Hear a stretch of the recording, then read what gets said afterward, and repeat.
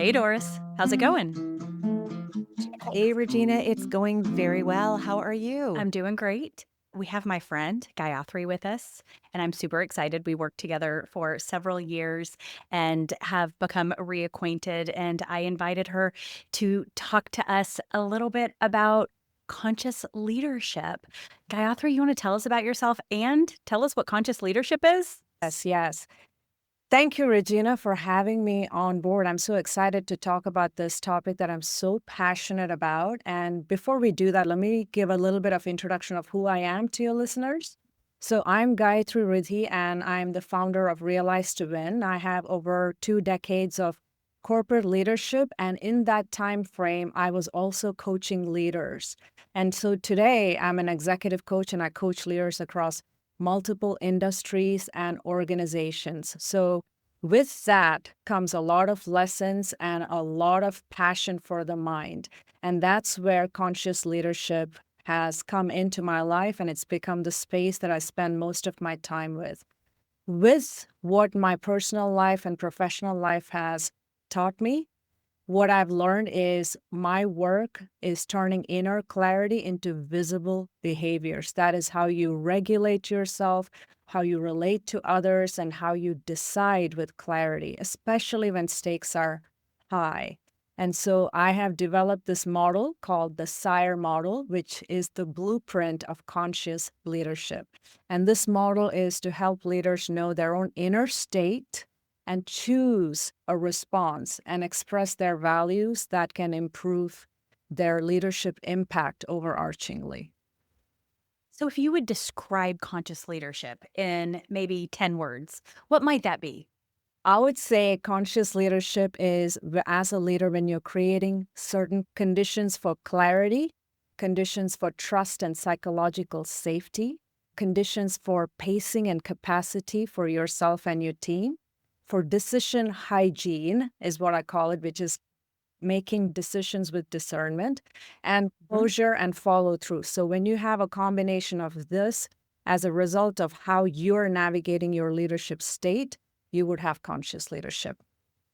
Love that. And I think what I'm hearing a little bit, if I had to sum it up in one word, it would be presence. Yes, spot To on. be Yes, present. Mhm. absolutely. It's presence of mind. And this is something that I definitely work with my whoever I'm working with to focus on and come back to. Presence is the felt experience of somebody being fully attuned to themselves and to others and in the moment that you're in. So the SIRE model, if I can give you guys a brief outline of it, is essentially few different components that are interacting with each other. One is self-awareness, how self-aware you are without being self-absorbed. Self-inspiration is your true inner compass, your values, your inner inspiration. Your self-regulation, as in no matter what's happening around you, how centered you are, which is where the mindsets and mindfulness come to play. And then your self-expression, it is how you articulate your inner world to the outer world. And there is an ecosystem that's surrounding all of it, which is our self-reflection. So that is the nervous system of the whole cycle that's feeding information in and out of each other. Okay, I could see that because you need to be able to reflect to build Mhm. awareness, Yes, right? yes, You need to be able to reflect to regulate. You need to be able to reflect in order to express in a way that connects with other people. And there was the second one you said self-awareness, then inspiration. self inspiration. Yeah, Okay. yeah. I love that. I love how and like I can see it, Mhm. right? I can see the reflection kind of coming all All around this across it, yeah. and how that is almost a cosmos in itself Mhm. to and as you're discerning, as you're making decisions, as you're having conversations, Yeah. it all comes together. I love that. Remembering it through the acronym Priority. Yes, SIRE yes, is wonderful. That makes it a lot easier to remember. I did have to write it yes. down. The awareness, inspiration, regulation, and Yes. expression. And you touched on this, Doris, about presence. I love that you caught that on so fast because presence is the core of the SIRE model. Without self awareness, there's no presence. And without self regulation, presence cannot hold or cannot be sustained. And without self-inspiration, presence is going to lose clarity. And without self-expression, presence remains silent and invisible to the world and to yourself. The presence of mind is what we are working towards building in leaders so they can be conscious leaders. I love it. And I love that Doris brought in presence. Yes. I want to bring in another thing, another word that really appeals to me in this moment with the SIRE model Mhm. is intentionality. Yeah, absolutely. Absolutely. Mm-hmm. And intentionality, again, comes with that consciousness. It's where you are very purposeful. That self-inspiration directly touches that intentionality space, is where when you're operating as a leader, you're, again, the level of accountability in itself goes higher, right? So it is where you're not only creating optimal conditions for you to be your best, you're taking on accountability to share that with who you have around you. So that self-inspiration becomes so critical. And that's when I think about a pattern of the leaders that I coach, that's one of the areas that I spend quite a bit of time on, is where I find the most disconnect is where they operate a certain way and they value something else. And it is when they're reminded of what they're truly valuing is when they start seeing even the worthiness of the effort to shift. Touch on another important word, accountability, that you just Yes. said. And I'd love to know on the accountability part. So you as a coach, and I'm also a Yes. coach, and Regina is a coach, and I know that accountability is a big part of what we offer as coaches. But when you're not in the Mhm. room, who is holding this leader accountable? Are they allowing their peers? Are they allowing from a 360-degree view people above them, beside them, and under them to hold them Mhm. accountable for the presence that they want to Mhm. reflect to their teams, to their leaders, to their Yes. organizations? Spot on. To give you guys a little bit of insight to me in that space, the entire genesis of creating my organization as Realize to Win and my podcast as Catalyze Yourself is all swimming in the same theme, which is the entire way our world is responding to us and the way we respond to the world. There is one singular variable that's making the change, which is ourselves. So Realize to Win came out of the mindset and thinking of, okay, there are opportunities that come our ways. There are aha moments, realizations that'll come into our lives, lessons, wisdom that pass our way. What are we going to do about it in that moment of realization? And the path we choose to take in that moment is what is going to take it to our win. In the same token, Catalyze Yourself, my podcast came out of the point that we are making right now, which is the whole point of how we become our best is not about the rest of the world. It is how we are creating our inner world in a way that will allow us to navigate what comes our way, which may come to us external world. So it's very much the entire perspective that I bring is to help whoever I work with is start looking inwards, which is not an easy journey or a journey that everybody wants to take. It's a worthwhile journey and a vulnerable journey that absolutely creates a shift that is priceless, if you ask me. So it's your role as a coach to help folks with their inner self because Yes. we can't control what's out here. Yes. We can't control everything that's around us Yes. and outside of us, Yes. but we can control the balance within our own self. Yes. And that's what I see the SIRE model is. Mhm. In fact, I almost, and I don't know if you have a graphic for this. I bet you do because I know you well enough. Right. But here's what I see. I see a circle Yes. with a cross in it, and then each of the different parts of the model have an area Yes. have to be balanced. Yes. Yes. It has to be Am I like balanced. Yes, right on Regina, there? you know me. And I haven't touched on another piece within that. So this, you're right. There's a circle. You're spot on I know for it. all of us listening. And the circle has been divided in quadrants. Regina was spot on. And I've placed all four, but they're all interacting and talking to each other. But right in the middle of it, I placed the behavioral shift support system, which is a triangle where I have three different lines. It's a triangle, right? It's got three spaces. The first line is Halt. the second one is rise, and the third one is shift.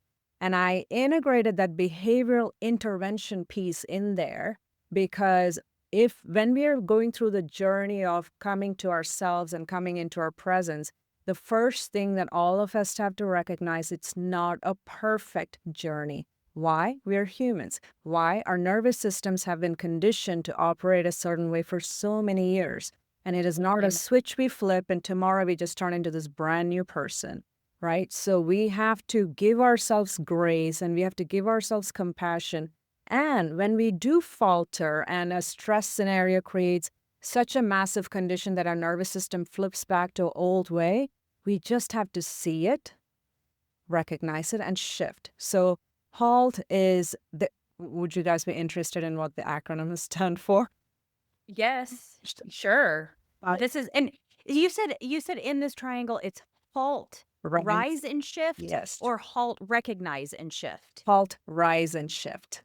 Okay, so I did write it down right. Yeah, That's but just there's fascinating. HALT and And before you go in, because I think this is really, really important, yes, this is a behavioral intervention. yes, This is your method, or this is the method that we can all use yes, when we are at a behavioral choice. yes, We have choices to make. yes. We can go left or right. We can go up or down. Mhm. This is your behavioral intervention. Absolutely. Absolutely. So, and Love it. when I say that, I do want to say it's a way of retraining our nervous system. So, our nervous system has been gaining lessons from birth, like the moment we are born and prior to that, because through our genetics and however else we look at it, there's a lot of ways information is already coded in ourselves when we come out, right? And some of them are very much poised for survival, for safety, for protection. So if we think of our nervous system's primary reason of existing to communicate in a way that keeps us safe, then we can truly know that, hey, no matter what we are doing, somewhere along the way, our nervous system thought of that pattern as safety. And that doesn't make it wrong, right, indifferent, or something worth judgment. As a matter of fact, I am a coach that absolutely recommends we shift away from judgment as much as possible and move towards compassion, right? But with that, what it helps us see is a nervous system is something we can retrain. Just as our neuroplasticity of our brain, our nervous system is constantly learning something new, but we need to give it reinforcement to learn that new pathway because it's easier to go into an older way of repeating an older pattern. Mm. There were a couple of things that both of you said that I want to touch Yes. on. Most recent, you just said judgment. One of the things, because I find that I'm kind of bad about Mhm. that. But when I find myself moving into judgment, I try a breathing exercise and I breathe in empathy and I breathe out judgment. Breathe in empathy, breathe out Yes. judgment. And that calms me down so much that the judgment seems to just go away. And I'm able to bring in the empathy that I know that I need and get rid of the judgment that I know I don't need. So, Doris, that what you're practicing is intentionality. You're doing a couple of things. One Mhm. is the way our neurons are, our nervous system is set up, and the way our brain operates. You want collaboration between the emotional centers and your discernment centers, your prefrontal cortex. However, both of them like to lead. So, depending on who you give preferential treatment to, one takes over the other. The ideal state of a mind is where they're collaborating with each other, as in the prefrontal is slowed down enough that to acknowledge the emotional signal, and the emotion knows that the discernment got it, right? So there needs to be a certain level of trust that happens within our own selves between these two centers. And of course, there's that other element of consciousness that we can touch on also. But the point that I was sharing with you, Doris, is I love your practice because it's touching multiple components. One is you're reinforcing safety to your nervous system by saying, no, hold on. But the second thing you're also doing, you're shifting from emotional to tactical. Our physical senses has a different space in our brain focused on it, right? So when you immediately focus on your breath, your emotional centers go down. You're focused now on physical, tactical things. So, breath is an absolutely wonderful way of shifting focus from emotion to something else.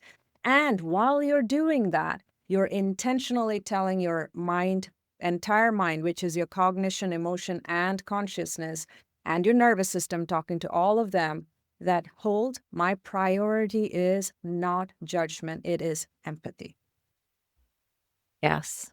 And I also know that doing something Really? intentionally is a learned practice by me. And Regina, you used an interesting word earlier. You used the word intervention, behavioral Yep. intervention. And when I think of intervention, the first thing I think of is someone that's behaving in a way that other people have to come in and help them out. So you have an alcoholic or someone that is taking drugs and you're bringing in an Or a intervention and hoarder. or a hoarder and you're intervening and saying, "We love you and we need to fix this."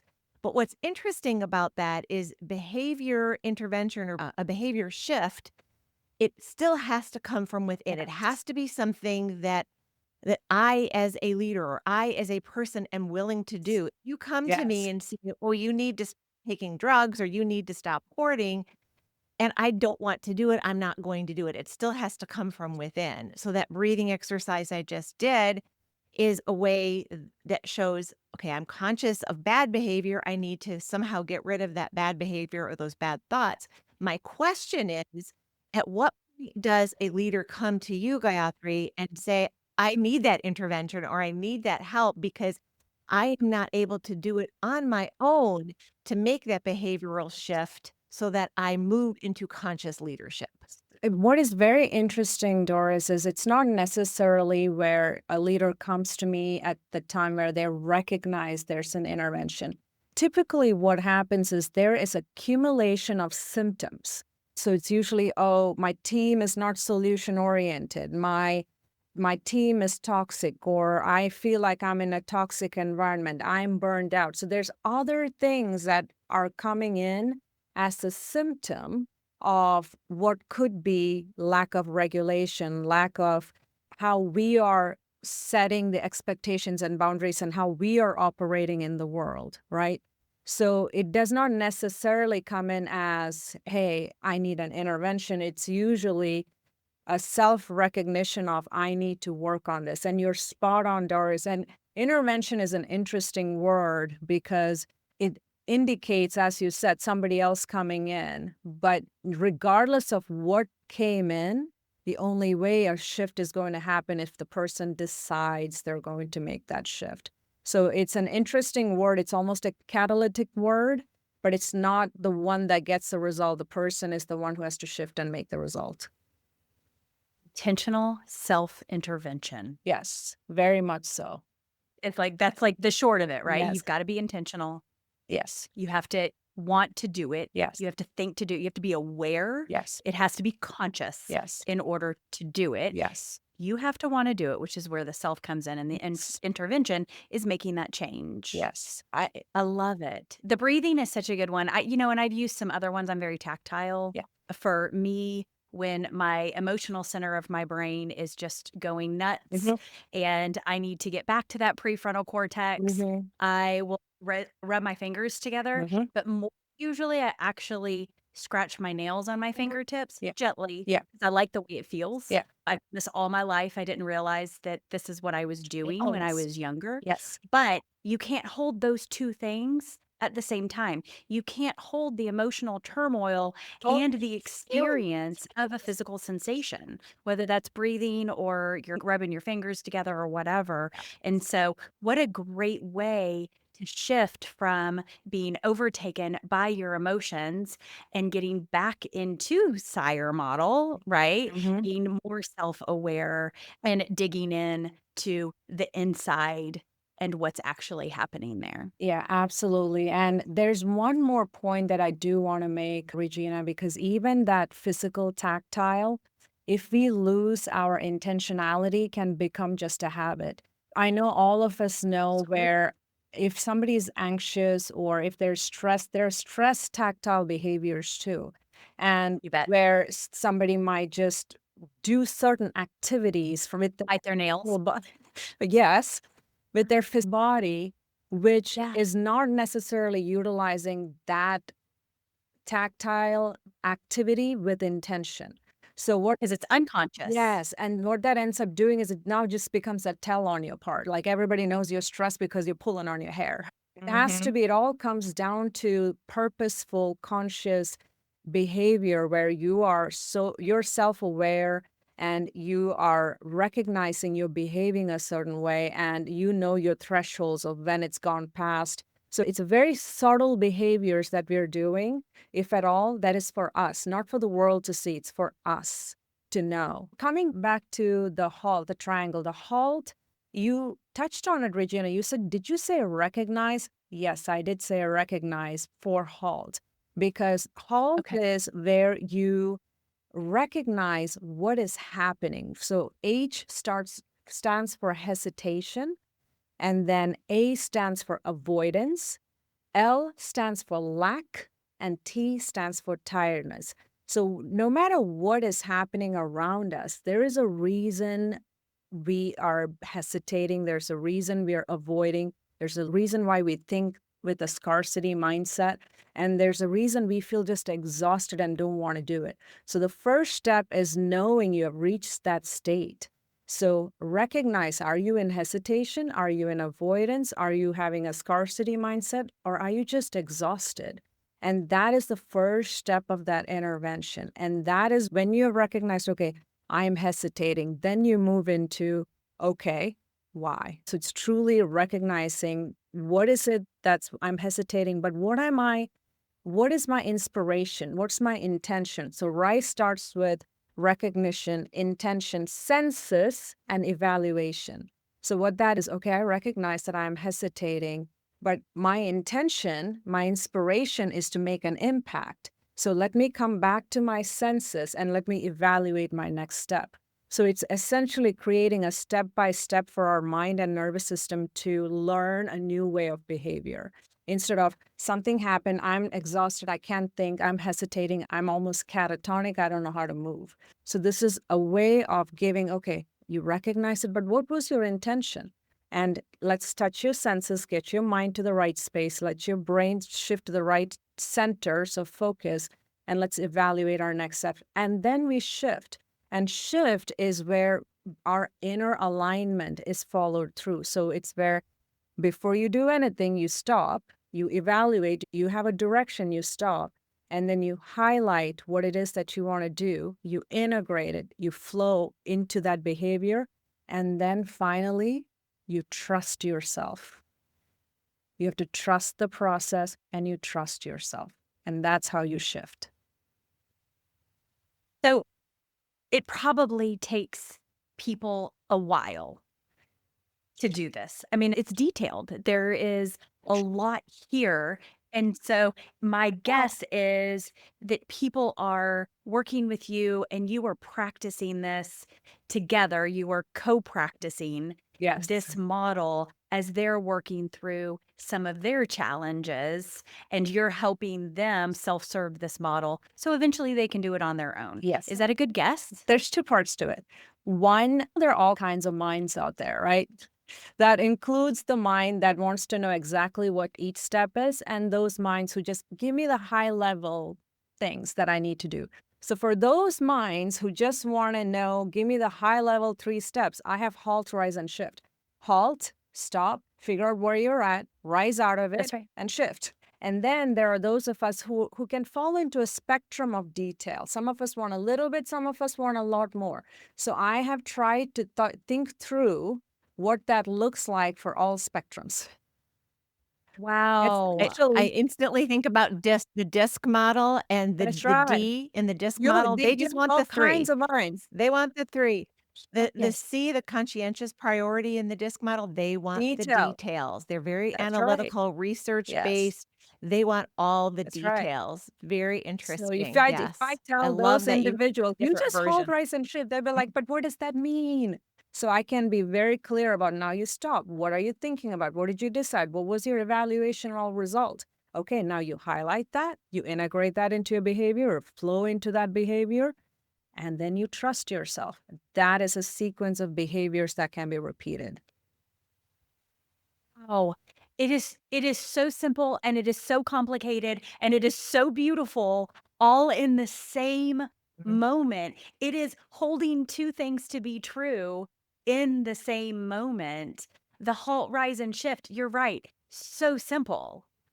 So simple. But if you want to go deep You and you want to go through every type of emotion and experience and movement that you could, you have that in that model too. It's like genius. I have to tell you, Gayathri, I am like blown away by this model. It's Thank you. beautiful. It's coming out of my passion. Regina, you know this about me. I am so fascinated by the human mind. Yes, And I know. it's just so fascinating to me that the same exact moment is seen so many different ways by so many different people. And there's no right, wrong, or indifferent, even though we are all conditioned to see right, wrong, and indifferent. And so that tends to make us think of perfection, and we think of, oh, this is the way somebody thinks like me, and therefore that is safe. Somebody who does not think like me is not safe. There's so many ways of training that our nervous system, mind, and body have received throughout generations and cultures. And now that cultures are moving across the world, it's all just a mishmash of it. Yeah, I'm just fascinated by it. But when you distill it all down, there is a simpler way of looking at it, and that really does answer all these different elements. And neuroscience in itself is so fascinating, but if there's anything really, all of it is fascinating to me, but the biggest part is the neuroplasticity part, which is our brain does not stop growing ever. It is capable of growing. There may be certain centers that max out, but the utilization of it and the nervous system pathways and the synergetic connections between our neurons, it's infinite. We decide how much it needs to grow and how far and how long. One of the things that I found really interesting about neuropathways Mhm. was that your negative neuropathways, so the pathways that are attached to negative Yeah. emotions, grow faster and stronger Yeah. than your positive Hmm. connections. Yeah, there's another. Fascinating. It is fascinating in one way, and there's another fascinating group of studies that have shown that people who live longer don't have less amount of those negative thinking, less negative mindset. So even though it can grow fast, it's not growing you towards health, well-being, long life. It's just this is what makes our entire being, our system so fascinating is, yes, what you fuel will grow. Yes. And there are certain pathways that'll grow faster and easier because it is inherently easier to make the choices of, I'm not going to do anything about it. And it is a harder pathway to say, nope, I learned something that, however I learned it, let's leave that without judgment. I'm where I'm at. I want to learn a new way of operating so I can be effective for myself and the world. That journey ain't going to be easy. It's going to be one where you're going to have to give yourself grace. You have to constantly be intentional. You have to be self aware. You have to keep searching for inspiration. You have to validate every action you do is aligned with your inspiration. You have to constantly be ensuring that you're regulating, and how you express yourself to the world is in attune with all of it. So that is a special kind of moving through the world. I think that is a fascinating observation. And I was listening to another speaker this morning, and I'm in the process of writing my book. And before we hit record on this podcast, I was sharing that I couldn't stop writing on Friday. And I spent about 2 hours writing about some of my history. And I know that I was dwelling on the negative part of the past, but I realized it's because of those things that I had to overcome that I am the person that I am today. And I think that if you are able to look at the challenges that you had to overcome in your life, you wind up growing as a better person. You have more success. Rather than looking at failure as the end all, you look at failure as, I just learned something. and being able to take that learning experience and grow from it will make you a better person. I believe very much that that positive mindset, that positive thinking will help you not only become a better and more successful person, but also a healthier person. Now, that doesn't mean you shouldn't see doctors. Unfortunately, my mom believed that the power of positive thinking could cure her cancer, which that is going a little too far. But I do believe that the power of prayer, the power of positive thinking can help us overcome even some of that negative energy that's causing sickness in our Well, bodies. it rewires. It actually Mhm. rewires your brain Yes. from the negative to the Awesome. positive, and it connects those neural pathways together. Yeah, you made, and the Yeah. point that you made, Doris, not a thing in extreme is a good thing. That includes Mhm. over dependence on positivity. Because if you become so dependent on positivity, then you're going to not be acting as needed based on what the feedback of the world coming at you is. So there needs to be a certain level of pragmatism and a certain level of recognition of where we are at with an optimistic mindset. That's a very different space of being in. That is why, for our mind to be balanced, three things have to be working, not just our consciousness. It needs to be our cognition, our discernment. So if you're purely reliant on positivity, your discernment has gone to sleep. So you want to Yep. make sure your discernment Mhm. is working just as well as your emotional centers, which is your heart. Then your consciousness, which I know, Regina, you've heard me talk about this a few times. Our consciousness has three layers to it. It's our conscious, our subconscious, and our unconscious layers. And these three are coded with all kinds of information. So the goal is to get the conscious layer to open up so it's aware of all three layers. And so everything has to be talking Mhm. to each other. If you're reliant on one and we ignore the rest, we are blinding ourselves from what could possibly be. So beautiful. All right. Well, that is about all the time that we have for today. What an amazing episode. I mean, like, I have a whole page of notes. There were 22 bombs dropped and a beautiful model that was laid out in front of us today. So, thank you, Gayathri. And we'd love to talk to you. So, all of our links can be found in the show notes. All you got to do is follow us on this journey. You can follow us on YouTube and most social platforms. And of course, wherever you get your podcasts. We'd also love a review or one of those thumbs up on YouTube or one of those 5-star things, whatever you got, wherever you're listening. Give us the thing, do the thing, help us sisters out, help the sisters out. There's 3 of us on here today. And reach out to us if you want to be a guest and let us know your desired topic. We'll chat with you and let you know if it's a good fit. So, I guess with that, ladies, we'll say cheers.